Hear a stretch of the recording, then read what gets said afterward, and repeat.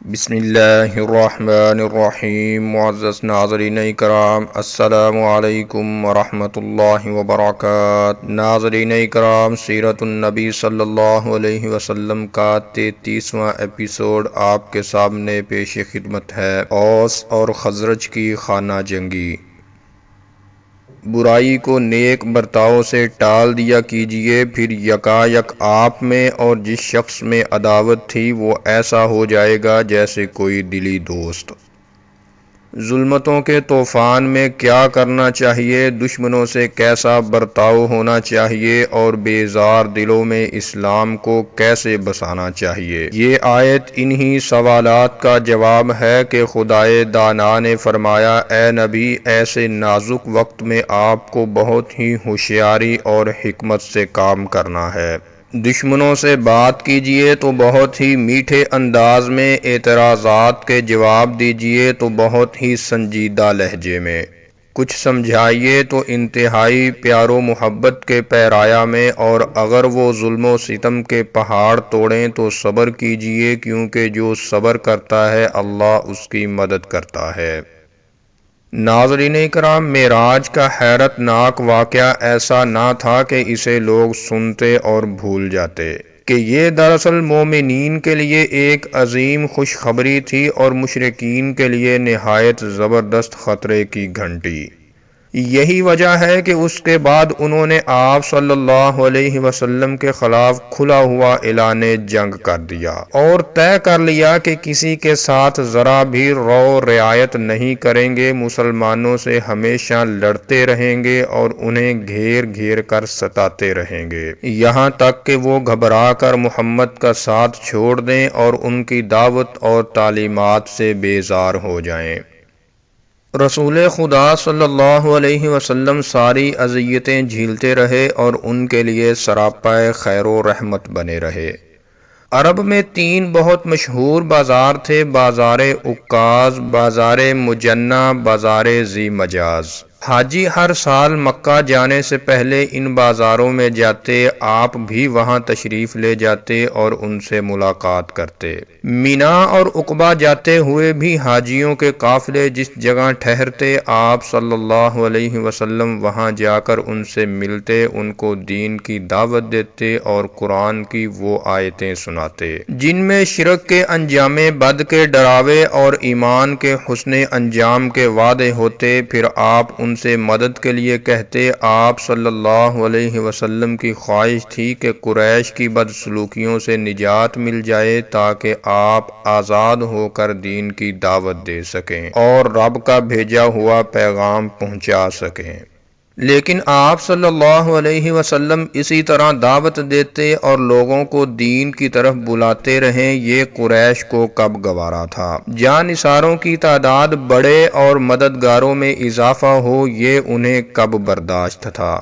چنانچہ آپ صلی اللہ علیہ وسلم جہاں جاتے تو ابو لہب یا دوسرے گنڈے بھی پیچھے ہو لیتے، اور کسی کو دعوت دیتے تو یہ فوراً تردید کرتے اور ہونٹ چباتے ہوئے کہتے، بھائیو یہ تو جھوٹا ہے، جادوگر ہے، خود بھی گمراہ ہے اور دوسروں کو بھی گمراہ کرتا ہے، دیکھو اس کی باتوں میں ہرگز نہ آنا، اس کی ایک نہ سننا۔ چنانچہ قافلے والوں نے کانوں پر ہاتھ دھر لیے، برا بھلا کہا اور چہرے پھیر لیے۔ سینکڑوں انسانوں میں بس چند ہی ایسے تھے جنہوں نے آپ صلی اللہ علیہ وسلم کی باتیں سنی اور تسلیم کی۔ انہی خوش نصیبوں میں طفیل دوسی بھی تھے۔ یہ بہت اونچے گھرانہ کے شاعر تھے، عقل و خرد سے بھی بہرہ ور تھے۔ حج کی غرض سے کعبہ آئے تو قریش نے کان بھر دیے اور آپ صلی اللہ علیہ وسلم سے دور رہنے کی تاکید کی۔ ان کو قریش کی باتوں پر یقین آ گیا اور طواف کرنے چلے تو اپنے کان بند کر لیے کہ غلطی سے بھی آپ صلی اللہ علیہ وسلم کی کوئی بات سن نہ لیں۔ معزز ناظرین، طفیل دوسی طواف کرنے آئے تو آپ صلی اللہ علیہ وسلم نماز پڑھ رہے تھے۔ طواف کے دوران پاس سے گزر ہوتا تو کانوں میں کوئی نہ کوئی آیت پڑھ ہی جاتی، غور کیا تو وہ آیتیں بہت بھلی لگیں۔ دل میں سوچا اف میری نادانی، میں تو ایک نامور شاعر ہوں، عقل و ہوش سے مالا مال ہوں، خوب و ناخوب میں خوب تمیز کر سکتا ہوں، پھر اس کی باتیں نہ سننے کے کیا معنی، اچھی ہوئی تو بہتر ہے ورنہ ٹھکرا دوں گا۔ چنانچہ آپ صلی اللہ علیہ وسلم گھر آنے لگے تو وہ بھی ساتھ ہو لیے، اور انہوں نے آپ کو اپنی پوری داستان سنائی، پھر آپ نے اس کو قرآن سنایا۔ قرآن سننا تھا کہ دل پگھل گیا اور انہیں ایک قسم کی ٹھنڈک اور راحت محسوس ہوئی۔ پھر آپ صلی اللہ علیہ وسلم نے اسلام کی دعوت دی، انہوں نے بڑی جرأت مندی اور حق پسندی کا ثبوت دیا، فوراً دعوت پر لبیک کہا اور عرض کیا اللہ کے رسول، قبیلہ کا دل میرے ہاتھ میں ہے، ہر ایک مجھ پر جان دیتا ہے اور کوئی بات کہوں تو اسے ماننا اپنے لیے فخر سمجھتا ہے، میں جاتا ہوں ان کو بھی اسلام کی دعوت دیتا ہوں۔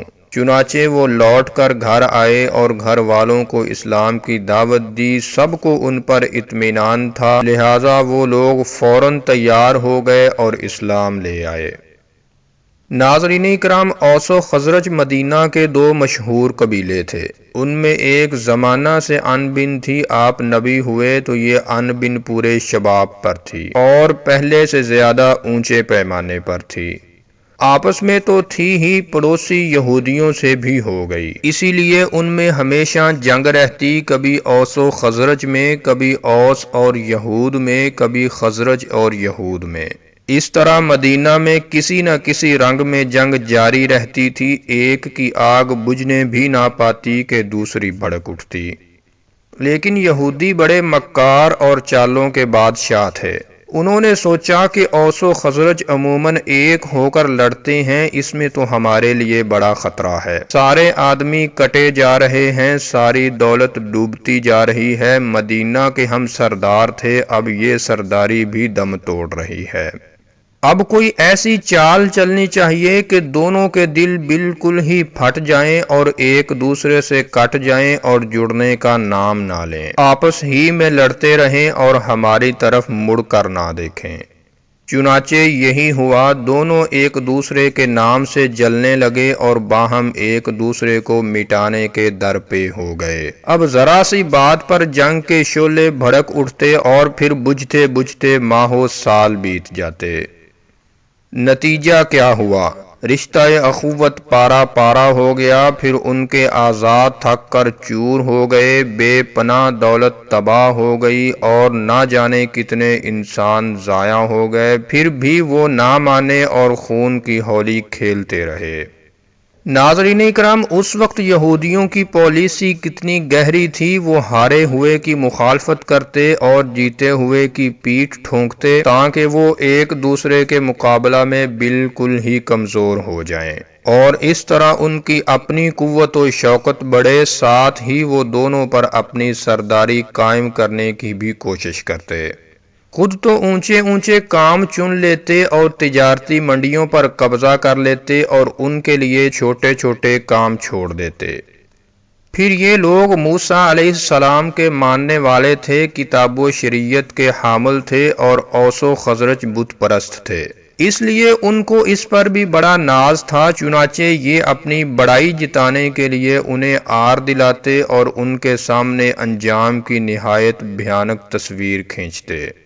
حضور صلی اللہ علیہ وسلم کے سلسلہ میں اپنی کتابوں کی پیشین گوئیاں سناتے اور کہتے ایک نبی آنے والا ہے، اس کا وقت بس قریب ہے، ذرا وہ آ جائے تب دیکھنا ہم کس طرح تمہارے چھکے چھڑاتے ہیں، ہم اس کے ساتھ ہو جائیں گے اور پھر آدے ارم کی یاد تازہ کریں گے۔